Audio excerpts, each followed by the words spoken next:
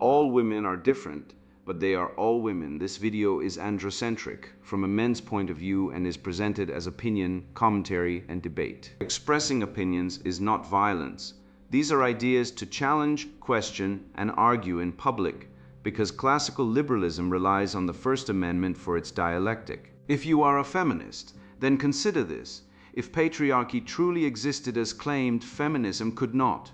And if all men are trash and women are equal to men, then what are we to conclude? Women will die for their children, men will die for their wives and children, and God chose to die for all mankind. Authority rolls up with responsibility.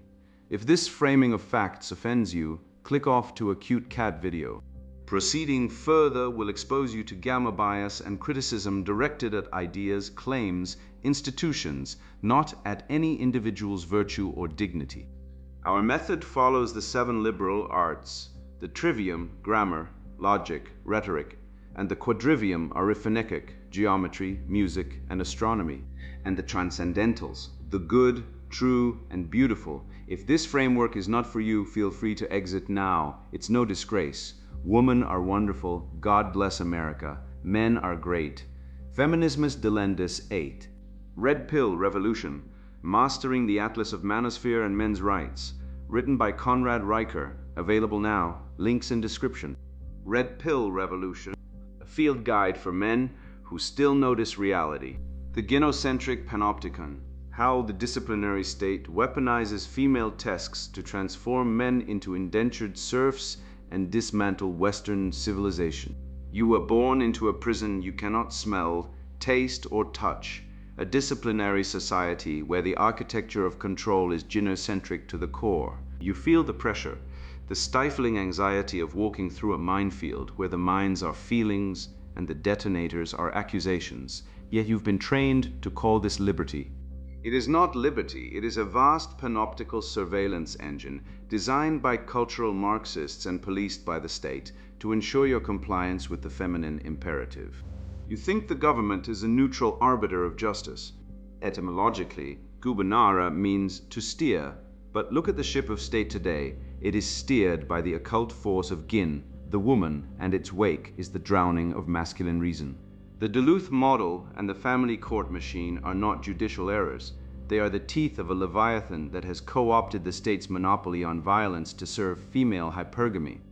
We are living in a theme park of lies where due process has been replaced by believe all women, turning the ancient maxim e incumbit probatio qui dicit on its head, so that the accused must prove a negative while the accuser is worshipped as a priestess of truth. This is the legacy of the Frankfurt School's rot, the total capture of the West's institutions by a death cult that screams empowerment while demanding you pay for their abortions and cheer for your own dispossession.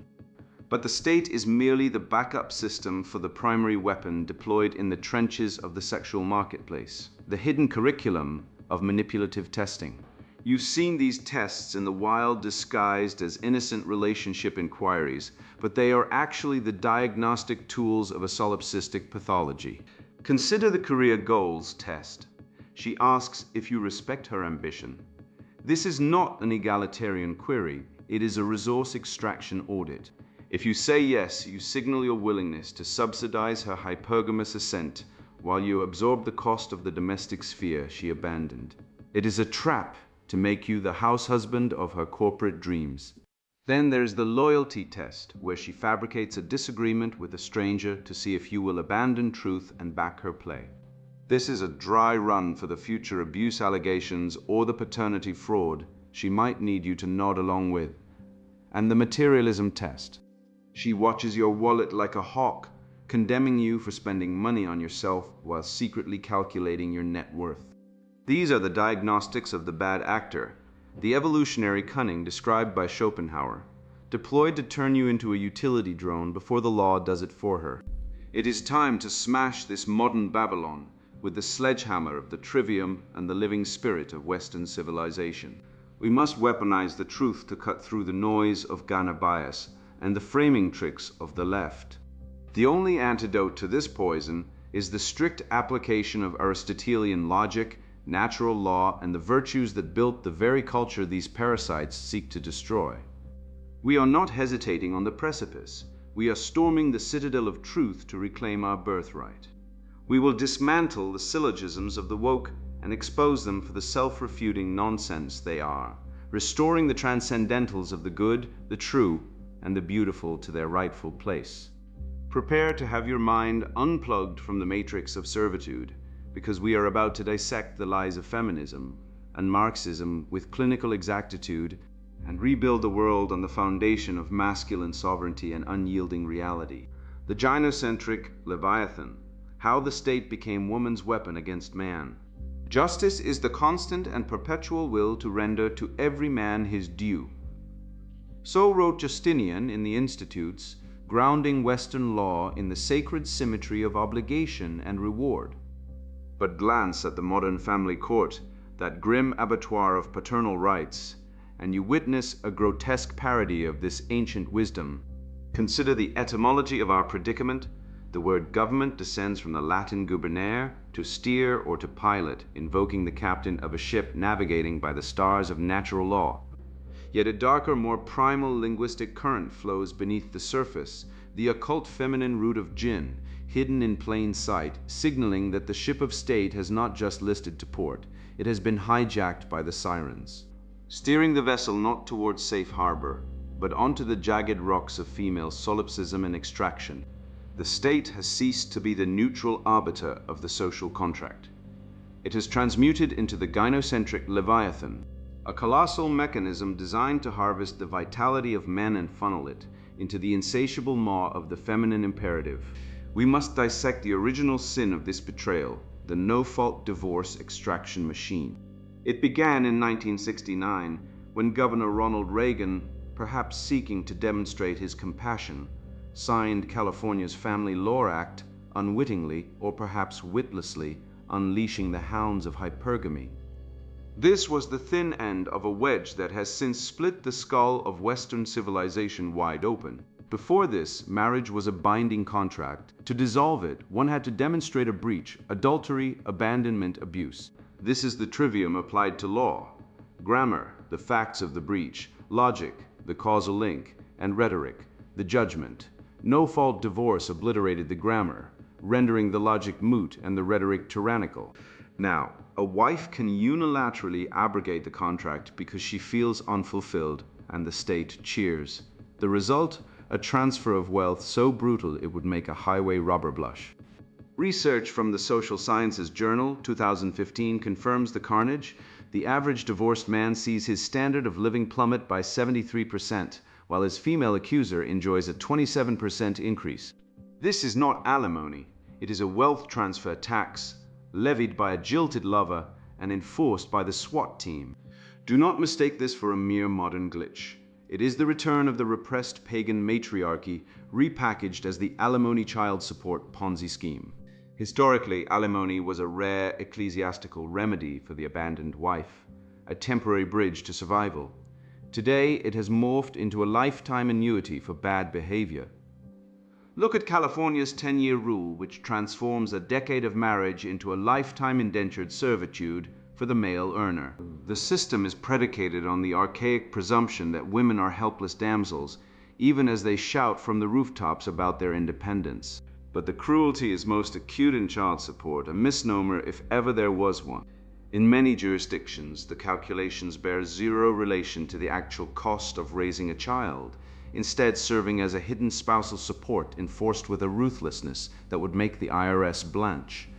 Failure to pay results in contempt of court, a fancy phrase for debtor's prison, a barbaric institution we thought we abolished with Dickens, resurrected specifically to cage men who lose their jobs and cannot afford the extortionate vaginotomy demanded by the state. Perhaps the most diabolical brilliance of this Leviathan is its capture of the white knight garrison. You see this in the evolutionary programming of male judges and police officers who, like drooling simpletons, rush to defend the fairer sex even when she wields the knife. The U.S. Sentencing Commission, 2017, revealed the genetic bias at the heart of the beast. Men receive sentences 63% longer than women for identical crimes. This is not justice, it is chivalry weaponized against men. Police arrive at a domestic disturbance, and the Duluth model, a feminist theory dripping with misandry, demands they arrest the man regardless of the facts. It is the evolutionary mate-guarding instinct hijacked by the state, turning men into the unwitting jailers of their brothers, enforcing a matriarchy that despises them even as it uses them as cannon fodder. The tyranny extends beyond the home into the panopticon of the workplace and the academy. Michel Foucault, in Discipline and Punish, described the panopticon as a tower from which prisoners could be watched at any time, forcing them to self-discipline.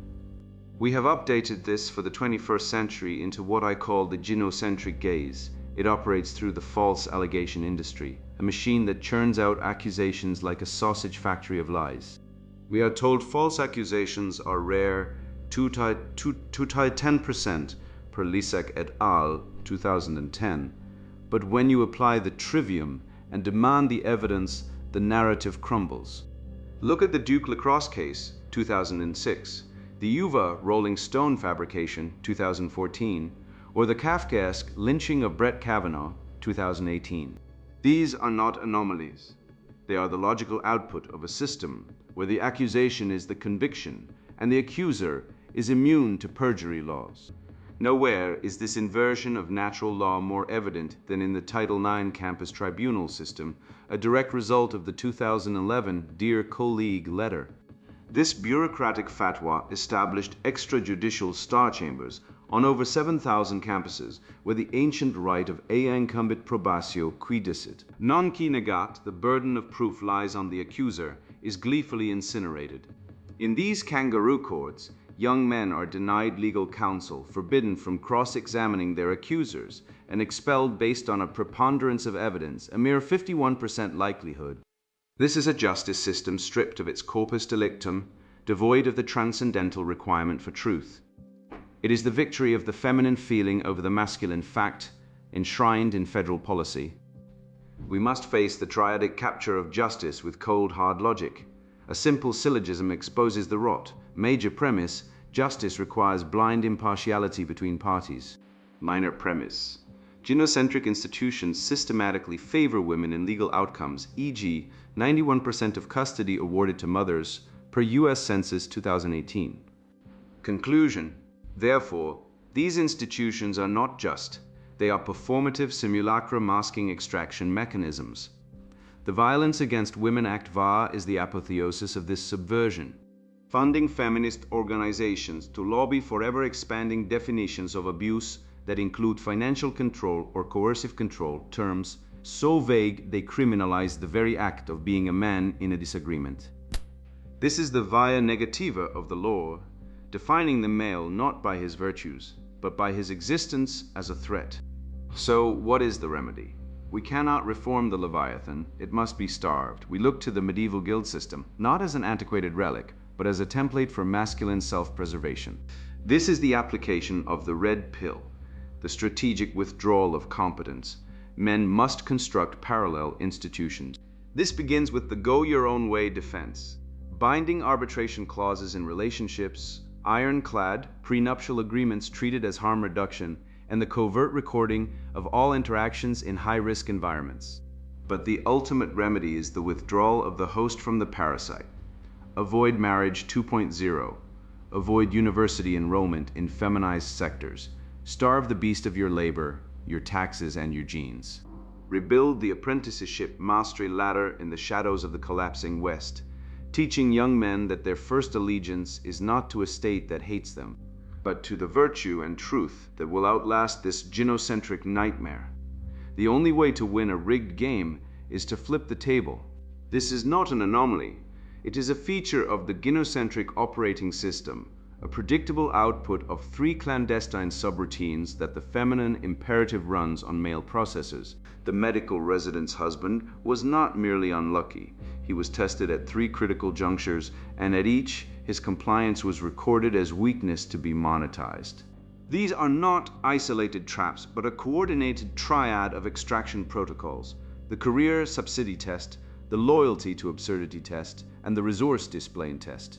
Each presents a virtuous face while concealing a predatory function, and understanding their mechanism is the difference between building a legacy and becoming its fuel. The hidden curriculum of the career feminine, decoding the three great tests. Look upon the sacrificial altar of the modern marriage and weep, for the victim is not the bride, but the clueless groom holding the checkbook. I once knew a man, a diligent engineer of good character, who married a promising medical student. He swallowed the blue pill fantasy hook, line and sinker.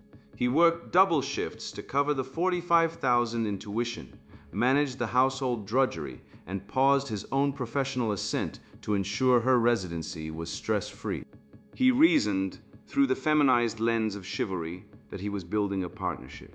The moment she earned her license and her salary eclipsed his, the divorce papers landed on the kitchen table with the cold finality of a guillotine blade. The family court, that kangaroo tribunal of gynocentrism, awarded her primary custody because she was now the primary earner, labeled his years of support as traditional marital duty rather than an investment, and saddled him with a debt repayment plus alimony. He wasn't a partner, he was a stepping stone, a temporary scaffolding discarded once the structure was complete. This is not a tragedy, it is the intended function of the system. The career goals test is the first and most insidious of the three great tests, a perfect distillation of the corporate feminist complex. You are asked, do you respect my career? Which sounds like a plea for egalitarianism.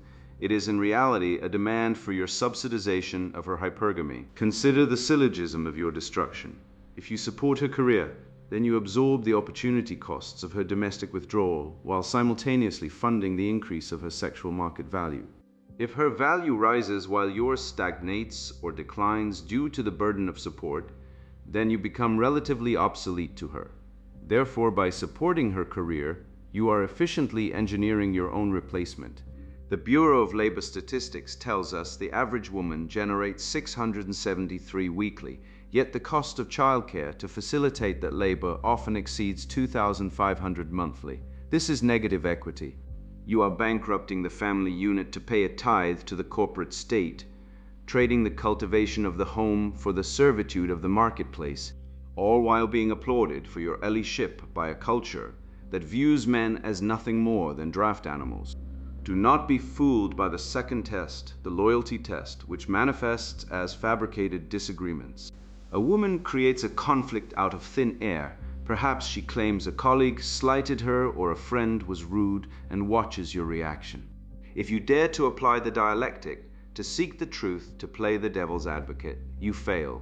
She does not want justice, she wants a weapon. This is the borderline personality disorder's splitting mechanism weaponized against your reason. By validating a lie, you signal that you are willing to subordinate objective reality to her emotional solipsism. You are auditioning for the role of the accomplice. If you will lie for her against a stranger today, you will sign a false affidavit or believe a false accusation tomorrow. This is not intimacy. It is a conspiracy against the truth, a demand that you surrender your connection to the logos to serve the whims of the pathos. Then arrives the third test, the materialism inversion, a trap so diabolical it would make a Jesuit blush. She will posture as a virtuous soul, decrying the display of wealth, labeling men who flaunt resources as materialistic or shallow. This is a lie. It is a resource extraction radar. The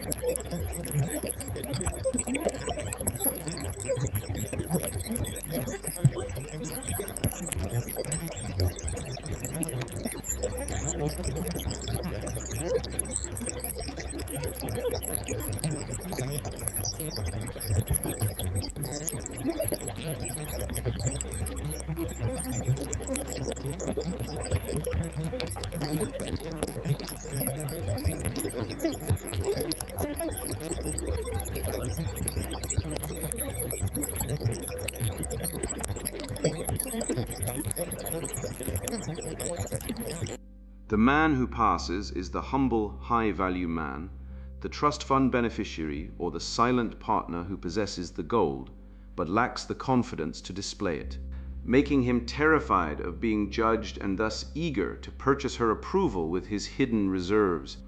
Hollywood sells you the lie of the rich romantic lead in films like Crazy Stupid Love, where wealth is simultaneously condemned as vulgar, yet required for the protagonist's redemption. The test is not about your virtue, it is about identifying the easiest route to your wallet. How does a man of virtue navigate this sewer of deceit? You must deploy the shield of amused mastery. When the disagreement test arises, refuse the frame entirely. I do not adjudicate conflicts I did not witness, you say, returning the burden of truth to her. When the career support demand is made, reverse the polarity. I am delighted to discuss how you plan to support my mission and free up my time for greatness. When the materialism trap is sprung, you laugh in the face of the deception, I am a realist, you declare. I display my resources because I know that value attracts value. A woman who denies this is either a liar or a fool. You maintain your optionality, you refuse exclusivity until her behavior demonstrates that she is a helpmeet, not a parasite. You reclaim the masculine sovereignty that the toxic femininity of the West has attempted to usurp. Yet these psychological tests are but the skirmishes of a far more insidious war, a total war against the logos itself. The feminine imperative, aided by its cultural Marxist enablers, does not merely seek to extract your resources. It seeks to occupy the linguistic territory of your mind, rigging the dialectic so that truth becomes a hate crime and madness becomes virtue. They have weaponized grammar against logic, turning definitions into traps where your compliance is the only escape from slander. We must now pivot from the evolutionary behavior of the tester to the metaphysical structure of the trap, dissecting the mechanics of the frame. The dialectic of deception, gamma bias, framing tricks, and leftist epistemological warfare. The Old English root freemium meant to profit, to benefit, to accomplish. And every time you enter a debate with a feminist or a leftist without seizing the frame first, you have proven yourself a linguistic cuckold. Betrayed by your own tongue, frame control is not mere rhetorical flourish. It is the ontological battlefield where victory or defeat is determined before the first substantive argument lands. When a woman accuses you of toxic masculinity, she has already won. If you defend yourself against the charge, you have accepted the frame that masculinity requires a defensive posture, that your nature sits in the defendant's dock. When a progressive speaks of reproductive rights, she presupposes that killing the unborn constitutes a right rather than a wrong, and every subsequent argument occurs within her moral architecture. The frame is the invisible prison of permissible thought, and gynocentric discourse has constructed these cognitive cages so masterfully that most men guard their own cells. Psychotherapist Tom Golden pinpointed a phenomenon he labeled gamma bias, a mental distortion so widespread it acts as the unseen static of contemporary reporting. The calculation strikes with exacting clarity, combine female distress with male aggression, then divide by male distress, combined with female aggression, watching the resulting focus ratio climb toward the infinite. Examine how broadcasters handle mass shooters. If a man commits the horror, endless headlines scream about toxic masculinity and male rage alongside the assumed brutality of the patriarchal script. Yet when a woman commits the very same offense, and such acts occur with rising regularity, the explanation pivots to mental health struggles, a difficult history, or being a victim of mistreatment. The deed remains the same, yet the perspective flips entirely, hinging only on the biology of the offender. Such discrepancies are no accident. Instead, this represents the propaganda of a female-centered system, safeguarding its chosen story at any price. I watched a divorce proceeding in 2019, sat in the gallery as a friend of mine, a software engineer who had built his company from nothing, faced a judge regarding custody of his 2 children. His wife had committed adultery, proven adultery, admitted under oath, documented in text messages she had forgotten existed. She had emptied their joint accounts days before filing. She had fabricated allegations of abuse that collapsed under the mildest cross-examination. The judge, a woman appointed by a Democratic governor, looked down from her bench and spoke words that will echo in my skull until I die. While the mother's conduct was regrettable, the court must prioritize the children's need for maternal bonding. He received every other weekend. She received the house, the children, and half his income for the next 18 years. Gamma bias is not a theory. It is a prophecy fulfilled daily in courtrooms across the West. The wage gap argument deserves not refutation, but mockery. Let us administer both. The claim that women earn 77 cents for every dollar men earn represents either genuine illiteracy regarding statistics or deliberate deception, and I leave you to determine which accusation insults feminists more gravely. The Equal Pay Act of 1963 made wage discrimination based on sex illegal 59 years ago. If an employer could hire women for 23% less money to perform identical work, with identical output, profit-maximizing corporations would hire exclusively women and destroy their competitors through lower costs. That no feminist has launched an all-female company to capture this arbitrage opportunity reveals that even they do not believe their own propaganda.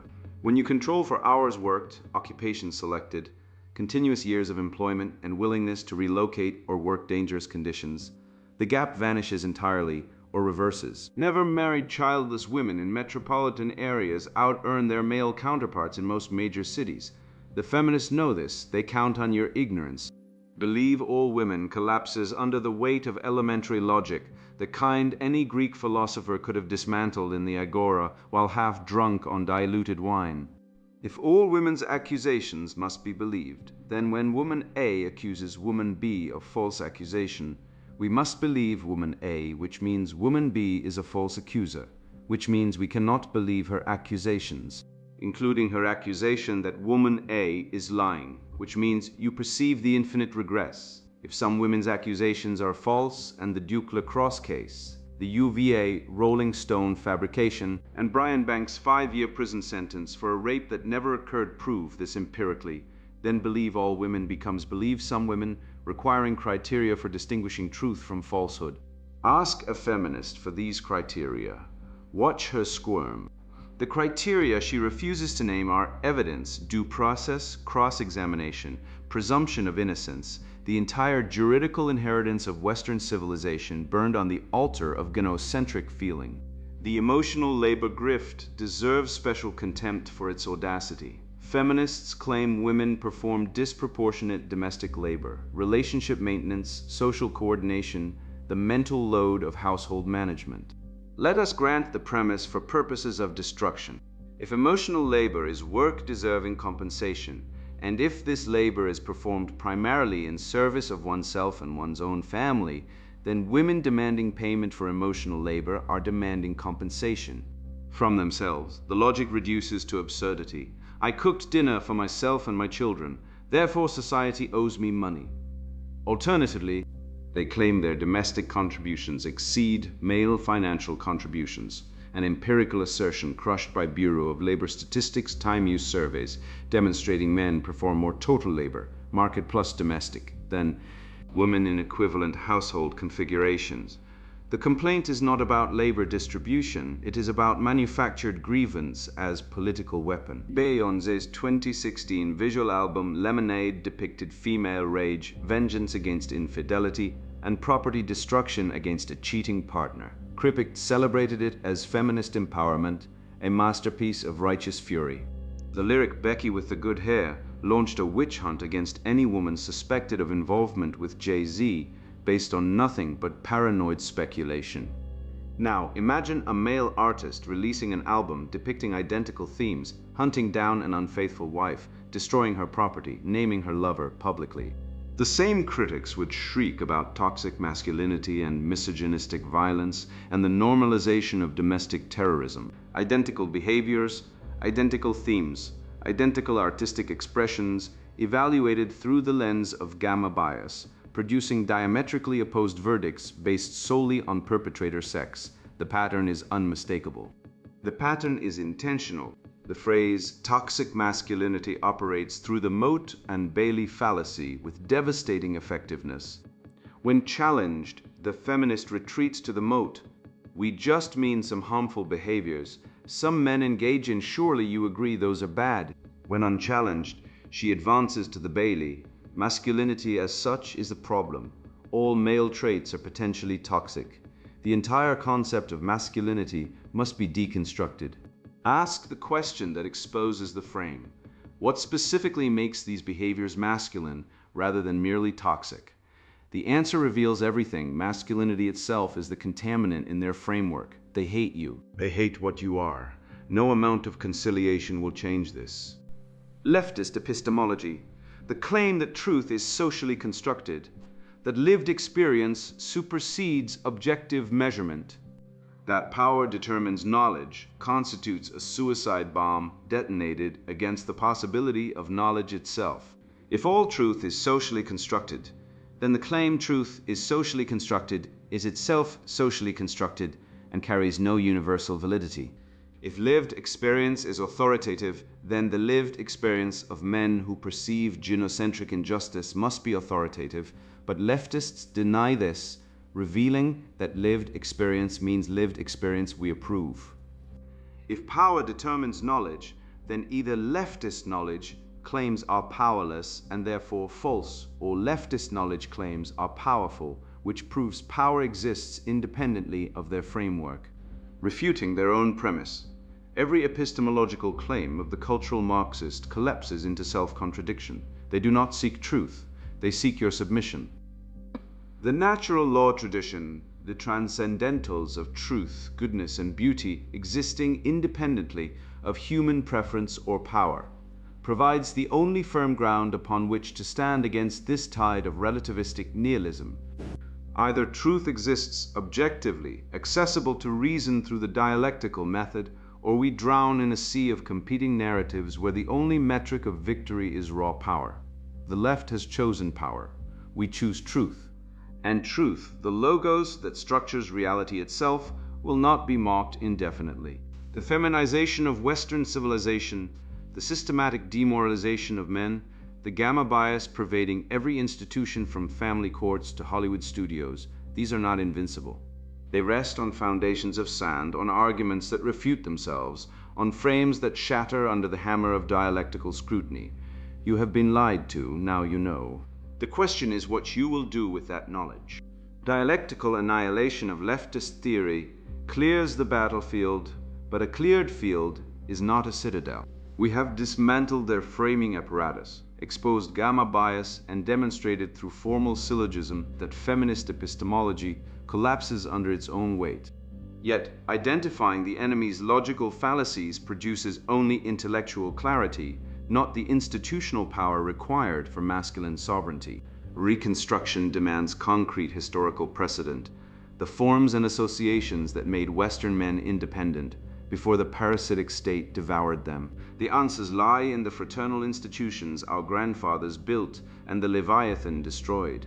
The virtuous citadel, rebuilding masculine civilization through traditional Western institutional forms. In 1920, the Independent Order of Odd Fellows counted 3.4 million American men among its ranks, roughly 1 in 10 adult males, paying weekly dues that purchased sick benefits, funeral costs, and orphan support without a single penny extracted by the state. These men, largely working and middle class, built their own social safety net through voluntary association, mutual obligation, and fraternal bonds that made them immune to both destitution and governmental dependency. Then came 1935, the Social Security Act, and the slow strangulation of every private mutual aid society that had sustained American men for a century. The Odd Fellows didn't decline because men stopped needing brotherhood. They declined because the state saw a revenue stream and a dependent population it could purchase with confiscated wealth. The lesson burns itself into consciousness. Wherever men build functional institutions, the parasitic state follows to consume them. Consider the syllogism that dismantles the welfare state's entire moral pretension. If mutual aid succeeds through voluntary contribution, Odd Fellows, 3.4 million members, zero compulsion. And the welfare state requires coercive extraction under threat of imprisonment, tax evasion statutes, IRS enforcement, then the welfare state is not charity, but theft dressed in humanitarian rhetoric. The leftist will object that taxation funds essential services, but this objection refutes itself. For IF services were genuinely essential, men would fund them voluntarily as the Odd Fellows funded their sick benefits. And coercion is required precisely because the services are neither essential nor efficiently delivered. Therefore, the welfare state exists to expand state power, not to serve human needs. The Odd Fellows provided 5 to 15 weekly in sick benefits, roughly 75 to 225 in current purchasing power, paid directly by brother to brother, adjudicated by men who knew the claimant's character, distributed without bureaucratic delay or means-testing humiliation. When a brother died, his funeral costs 50 to 1 to 200, roughly 750 to 3,000 today, were covered immediately, his children supported through education, his widow protected from destitution.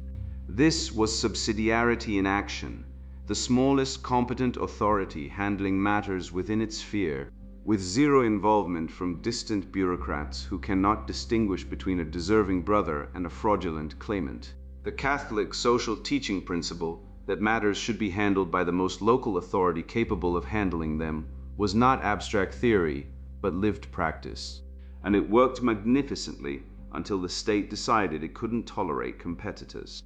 Tocqueville observed in 1835 that Americans possessed a singular genius for forming associations. Americans of all ages, all conditions, all minds constantly unite. Not only do they have commercial and industrial associations in which all take part, but they also have 1,000 other kinds. Religious, moral, grave, futile, very general and very particular, immense and very small. He identified societas civilis, civil society, as the indispensable buffer between the individual and state power, the space where men learn self-governance through actual governance of voluntary organizations. This was not accidental but essential. A free people require the habit of association, the skill of collective action without governmental direction. Destroy these intermediate institutions, and you create exactly what we now witness: atomized individuals, isolated, defenseless, turning to the state as children turn to parents, because every other form of belonging has been systematically dismantled. The pattern repeats with mechanical precision across every domain of masculine association. Professional guilds once enforced standards through blackballing, maintaining quality control through reputation systems embedded in face-to-face communities. A carpenter who produced shoddy work found himself unemployable, not because a state licensing board reviewed his case over 18 months, but because other carpenters refused to work alongside him. Customers warned each other, and the economic consequences were immediate. This was justice at human scale, administered by men with skin in the game. The modern regulatory state has replaced this organic accountability with credentialing systems that any idiot can satisfy through rote memorization, while actual competence goes unmeasured and unrewarded. Private arbitration networks resolved disputes without courts, without lawyers billing by the hour, without the interminable delays that characterize a justice system designed to exhaust plaintiffs before adjudication. Merchants' associations, trade guilds, fraternal orders, all maintained parallel legal structures that handled contract disputes, quality complaints, and member misconduct through agreed-upon procedures enforced by collective reputation. A man who violated arbitration findings found himself excluded from economic participation across the entire network. This was not theoretical. It was operational for centuries before the state claimed monopoly on dispute resolution. The due process protections that men now lack: habeas corpus, presumption of innocence, right to confront accusers, right to counsel, trial by jury, prohibition on double jeopardy, requirement of corpus delicti. These were not theoretical abstractions, but hard-won shields forged over centuries of struggle against arbitrary power. Each protection emerged from specific abuses: star chamber proceedings where accused men could not face their accusers, royal prisons where men rotted without charge, double prosecutions until the desired verdict was obtained. The men who codified these protections understood something modern jurisprudence has forgotten: that accusation is not evidence, and power unchecked will destroy the innocent alongside the guilty. Now examine the Title IX Tribunal. Accused without formal charge, denied legal representation, prevented from cross-examining accusers, judged by administrators whose salaries depend on conviction rates, offered no presumption of innocence, subjected to double jeopardy through parallel criminal proceedings. Every protection evolved over 8 centuries has been stripped away. The feminist leftist alliance has recreated the star chamber with modern branding, and men are destroyed daily through proceedings that would have shamed a medieval tyrant. The family court system operates identically, restraining orders issued ex parte without the accused present, parental rights terminated without finding of unfitness, child support calculated through formulas that ignore actual earnings capacity, imprisonment for debt that never existed. Due process is not a technicality. It is the barrier between civilization and the rule of the powerful. Aristotle's analysis of constitutional forms identifies three legitimate types: monarchy, ruled by one; aristocracy, ruled by the best; polity, ruled by citizens and their corruptions; tyranny, oligarchy, democracy. Note carefully that democracy appears as a corruption, the degeneration of polity into mob rule, where quantity overwhelms quality, rhetoric overwhelms reason, and the unqualified govern the qualified through numerical superiority. The modern West has achieved this degeneration across every institution.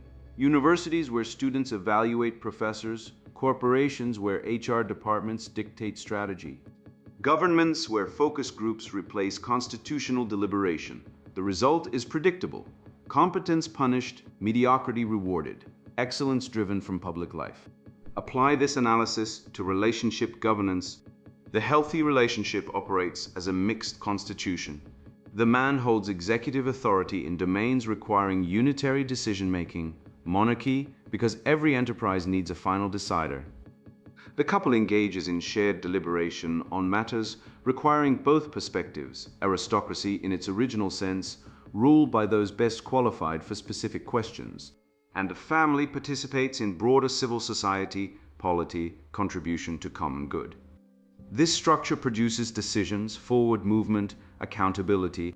Contrast this with the modern marriage: endless negotiation without resolution, democracy, material considerations dominating all others, oligarchy, or worst of all, female caprice as absolute authority, tyranny. A household without final authority is a household in perpetual crisis, and every man who has attempted equal partnership has discovered this truth through agonizing experience. Medieval guilds viewed skill acquisition as a tiered progression. The apprentice underwent 7 years of supervised training, the traveling practitioner gained expertise through diverse experience, and the master faced examination by established experts to authorize training the next generation. This structure generated excellence via mentorship, accountability via lineage, and quality via personal standing.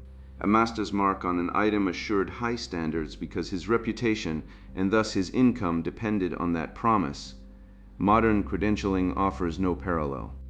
The college graduate's diploma warrants only that he attended required courses and paid fees. His genuine competence stays unproven until a hiring manager uncovers it through painful trial. The restoration of the apprenticeship mastery ladder requires identifying domains where institutional credentials do not control access. Trade skills, welding, carpentry, electrical work in jurisdictions not requiring state licensing offer immediate entry points. A man who can weld a pressure-tested joint finds employment regardless of his formal credentials. The test is the weld itself. Digital skills offer even greater freedom: programming, cybersecurity, cryptocurrency operations where demonstrated competence. GitHub repositories, captured flags, successful transactions outweigh any degree. Physical skills follow the same pattern: martial arts lineages, hunting traditions, survival training programs where transmission occurs person to person across generations. Intellectual skills require only the great books and willing partners for dialectic. No institution can gatekeep access to Plato, and no credential can substitute for the understanding produced through genuine engagement. The transcendentals, truth, beauty, goodness, Plato identified as that which exists independently of human opinion, cultural construction, or political determination. These are not optional metaphysical luxuries, but essential orienting principles without which civilization disintegrates into nihilism. If truth exists independently, then leftist truth claims can be evaluated against it and found wanting. If beauty exists independently, then degenerate art can be named degenerate without apology. If goodness exists independently, then evil can be named evil, regardless of lived experience or marginalized voices. The entire leftist project depends on destroying these anchors, replacing truth with narrative, beauty with expression, goodness with inclusion. Without transcendent standards, power determines everything, and the leftist seeks power precisely because he has abandoned all other sources of legitimacy. The modern reduction of men to utility providers represents the final degradation of masculine purpose. You are valuable only insofar as you provide resources, status, labor, emotional support, sperm, or validation. This reduction produces the miserable spectacle of men frantically signaling value to women who despise them, corporations who will discard them, and a society that celebrates their destruction. The traditional Western understanding pointed towards something infinitely higher. Cultivation of virtue, courage, temperance, justice, prudence, pursuit of excellence are in one's chosen domain. Service to truth and beauty as ends in themselves. Participation in a civilizational project extending beyond individual lifespan. The man who understands himself as bearing responsibility for the sacred project of civilization cannot be manipulated by shit tests, divorce threats, or workplace diversity initiatives. He has something more important than their approval, a mission. The trivium, grammar, logic, rhetoric served as the foundation of Western education for 2 millennia because it works. Grammar, knowledge of what is, the systematic observation and classification of reality that produces accurate mental maps. Logic, understanding of relationships, the capacity to reason from evidence to conclusion without fallacy. Rhetoric, the ability to communicate truth persuasively, competing with falsehood in the marketplace of ideas. This curriculum produces mental armor against manipulation. The grammar-trained mind demands precise definitions before debate, destroying equivocation fallacies. The logic-trained mind identifies invalid argument forms, destroying emotional appeals. The rhetoric-trained mind presents truth compellingly, competing with leftist narrative dominance. Modern education has abandoned this sequence because it produces independent thinkers, and the system requires dependent subjects. Here is the construction protocol for the virtuous citadel. Master a skill outside institutional credentialing systems. Verify competence through demonstrated performance, not certificates. Build relationships with other red-pilled men in physical space. Not merely online, mutual aid requires physical presence, and dialectic requires living partners. Withdraw economic activity from captured institutions, corporate employment toward self-employment or small firm work in masculine sectors, banking toward credit unions and cryptocurrency, consumption toward local producers you can verify. Establish legal protections before they are needed, prenuptial agreements, asset protection structures, arbitration clauses in all contracts. Educate yourself through the Western canon, beginning with Plato's Republic and proceeding chronologically through the great books. Cultivate the cardinal virtues through daily practice, cold showers for temperance, martial arts for courage, dialectic for justice, strategic planning for prudence. Create rather than consume. Build the institutions you wish existed, even at minimal scale, rather than waiting for others to build them. Reclaiming masculine civilization demands no consent from the institutions opposing it. The Oddfellows never begged legislators for validation. They unified, gathered funds, and delivered aid. Medieval guilds sought no bureaucratic advice. They set benchmarks and upheld them via united effort. The founders of the West knew a maxim we ignore, that dominance originates in skill, right in results, and structure in movement. Each great cathedral commenced with a single rock laid by a man visualizing the invisible. The virtuous citadel anticipates its constructors. You have walked through the fire of falsehoods and emerged scorched but invincible, having shattered the funhouse mirrors that the gynocentric cult erected to distort your perception.